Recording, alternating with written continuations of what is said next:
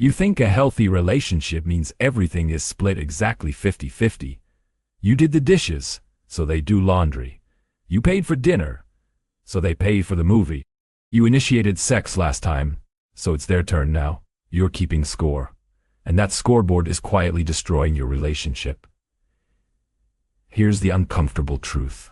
If you're tracking who does more, who gives more, who sacrifices more, you're not in a partnership. You're in a transaction. And transactions don't survive long term because the moment one person feels they're getting a bad deal, resentment builds, affection dies, and the relationship becomes a spreadsheet. Let me explain why 50-50 sounds fair, but actually creates the conditions for failure. And then I'll show you what actually works. The first problem with 50-50 is that it assumes both people are always operating at 100 capacity. They're not. Life comes in waves. Some weeks you're at 80 because work is crushing you. Some weeks they're at 60 because family drama is draining them. If you're demanding perfect equality during unequal seasons, you're setting up both people to fail. Real partnership is not 50-50-50. It's 100-0 when one person is drowning, and 0-100 when you're the one drowning. It's stepping up when they can't and trusting they'll step up when you can. That requires something scorekeeping kills. Trust. When you keep score, you stop trusting. You start auditing. Did they contribute as much as I did today?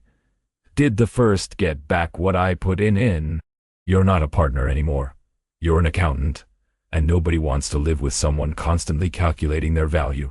The second problem with 50-50 is that it ignores the reality that different people bring different strengths.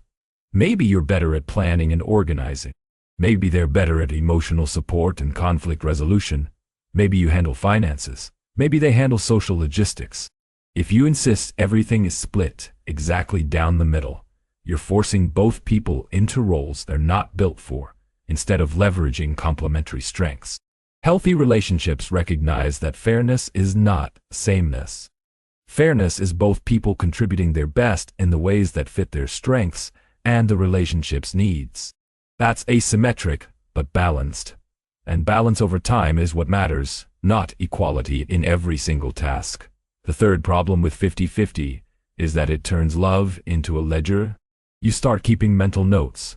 I did this, they did that. I gave up this, they gave up that.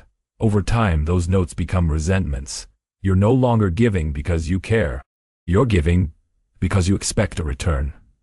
And the moment the return doesn't match the investment, you feel cheated. This is how love dies. Not in explosive fights. In quiet tallying. You stop doing things out of generosity and start doing things out of obligation or strategy. They can feel the shift. The relationship stops being a place of safety and becomes a place of performance.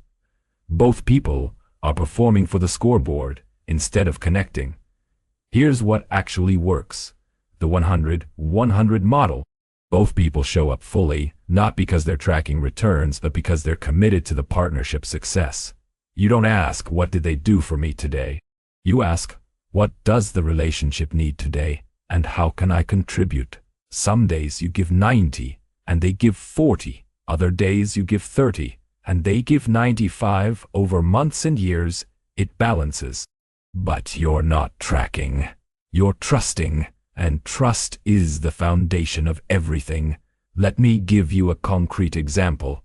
You come home exhausted from a brutal work week. The house is a mess. Normally, you'd split chores 50-50, but you're running on fumes. In the 50-50 model, you'd still force yourself to do your half because fairness demands it. Or worse, you'd resent them for not noticing you're struggling and offering to do more. In the 100-100 model, you communicate. You say, I am wiped out this week. Can you cover more of the housework while I recover? They say yes, not because they're keeping score, but because they see you need support. Next month, when they're overwhelmed with a family crisis, you step up without hesitation. No score kept, just reciprocal support when it's needed. That's partnership, not transactional equality. Relational trust.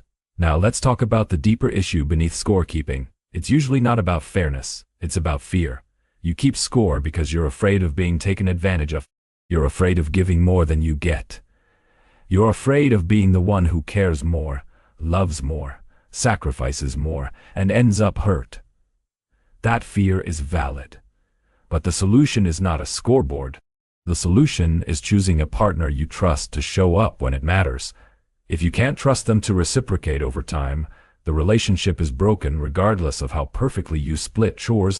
Scorekeeping is a symptom of a deeper problem: lack of trust, mismatched values, or incompatibility. If you're with the right person, you don't need to keep score because you trust that over time, both of you are contributing fully in your own ways. If you're with the wrong person, no amount of scorekeeping will fix the fundamental imbalance. Here's how to break the pattern if you recognize yourself in this. First, have an honest conversation with your partner. Acknowledge that you've been keeping score and that it's creating distance, not blame, just honesty. Say something like, "I've been tracking who does what, and I realize it's making me resentful instead of grateful. I want to stop." Second, shift from equality to equity. Equity means giving according to need and ability, not splitting everything exactly down the middle. Some weeks you carry more weight. Some weeks they do. The goal is balance over time, not symmetry in every moment. Third, focus on generosity, not reciprocity. Do things because you care, not because you expect a return. Trust that a healthy partner will naturally reciprocate over time without you needing to track it. If they don't, that's a different conversation about compatibility. Fourth, communicate needs clearly. If you're overwhelmed and need more support, say so. Don't expect them to read your mind and then resent them when they don't. Partnership requires clarity. You can't keep score and then blame them for not matching your secret expectations. Fifth, evaluate whether the relationship is actually balanced over time. Step back from daily tallying and look at the big picture. Over the last 6 months, has the effort, sacrifice, and support felt reasonably balanced? If yes, stop keeping score. If no, address the imbalance directly instead of passively tracking it. Let me be brutally honest. If you're in a relationship where you constantly feel like you're giving more than you're getting, the scoreboard is not the problem. The relationship is.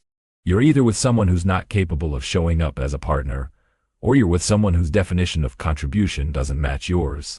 Either way, that's a fundamental issue that requires honest evaluation. But if you're in a generally healthy relationship and you're keeping score out of habit or fear, you're sabotaging something good. Stop auditing. Start trusting. Stop tallying. Start giving. Start giving. The relationship will feel different immediately. Here's the principle. Love is not a transaction.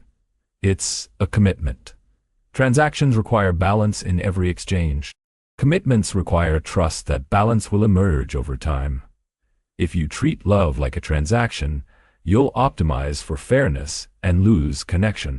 If you treat love like a commitment, you'll optimize for partnership and build something that lasts. Final thought. The healthiest relationships I've seen have one thing in common. Both people are more focused on what they can give than what they're getting. Not because they're doormats, because they trust their partner is doing the same. That mutual generosity creates a cycle where both people feel valued, supported, and appreciated. No scoreboard needed. The unhealthiest relationships I've seen also have one thing in common. Both people are hyper-focused on what they're getting and whether it matches what they're giving. That creates a cycle of resentment, withdrawal, and eventual collapse. The scoreboard killed it. So here's my question for you. Do you keep score in your relationship? And if you do, what are you actually afraid of? Drop an honest answer in the comments. Let's talk about it. Subscribe for more content that explains relationship psychology simply instead of pretending everything is sunshine and fairness. And remember, the person brave enough to stop keeping score and start trusting is exactly the person who builds a relationship worth keeping.